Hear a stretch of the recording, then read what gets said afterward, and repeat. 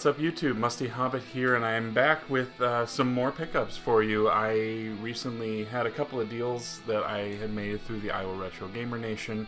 I actually went off list. I decided there were some games that were out there that I thought I would pick up. They are not on either of my top 100 lists, but they were ones that I had sort of differing reasons why I opted to pick them up. But I have a couple of Super Nintendo games and one NES title, which I will get to last. But I will go ahead and start off with this pickup, and this is a game from a series of borderline edutainment titles. I have the version for the NES already, but decided to pick up a copy of Where in the World is Carmen Sandiego. And I used to play this a lot on the PC. I have only tried it out for a few minutes on my Super Nintendo, and I'm really looking forward to sinking some time into this. These were always a lot of fun, and they did a nice job teaching geography or history and things like that, so I'm excited for Carmen Sandiego. The other purchase that I made was actually all together, and I actually wasn't expecting this. This was actually a little bonus, but it is Super Play Action Football. I know this was an early title for the Super Nintendo, but it's funny enough, that was back at a time when there were multiple companies putting out sports games. That just doesn't happen nowadays. Everyone is grabbing licenses and making it difficult for us to have multiple sources or competing brands going up against each other, which is funny because the other title I picked up is John Madden Football 93. The reason I asked for this was maybe it was about a year ago, I had gone into a secondhand shop that I frequent, and I saw this. And I normally don't pick up cardboard, but I thought it was taped off, it was closed up, and it felt heavy enough that I thought it was the complete game. And for what I paid for this, it would have been worth it if it was just the game itself. Got home, opened it up. It was full of a bunch of manuals for a bunch of games that weren't this, but it did have the manual and the playbook for Madden 93. So I basically had an empty box with some instructions, and now I have something to reunite. So I now have a complete copy of John Madden Football 93. Again, I don't really collect for complete in box, just because it's the money that I could sink into that, I could go into purchasing other titles or things that have some kind of significance to me. So this last Super Nintendo title I picked up, I've always been, I grew up in the 90s. I had, the Bulls, Chicago Bulls were big during that stretch, 6 championships, etc., etc. And Michael Jordan was, arguably the best basketball player to ever live.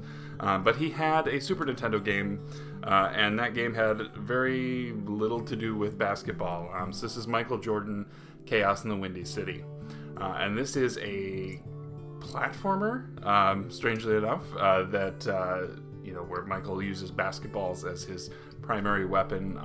He's trying to free kidnapped basketball players through these different levels. And so I know that this title is not, I really don't see this too often.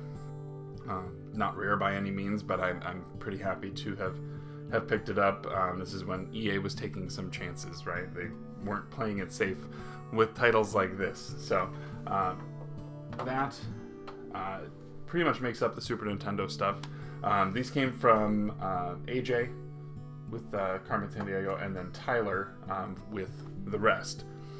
And so the other title that I got in the deal with Tyler was this copy of an NES launch title, one again that I don't see that often. but I got the 5-screw variant. You can see from the back, we've got 1, 2, 3, 4, 5.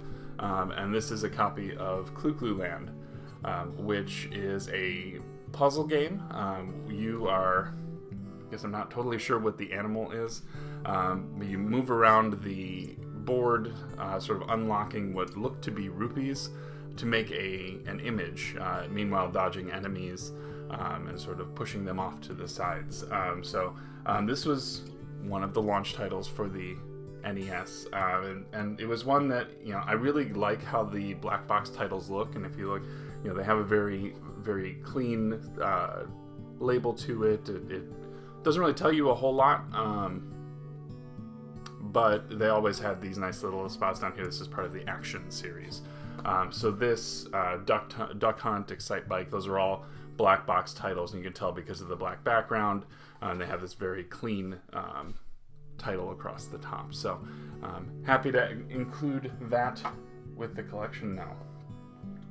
So yeah, I decided to go off list a little bit, and I picked up a couple unique titles and some that just kind of strangely worked out for me. So that is where I will leave you today. I do have some additional episodes of the Collection Chronicles coming. I have some Xbox stuff that's been slowly trickling in, including a couple other thrift finds and things like that. So keep an eye out for that. I will be posting that soon.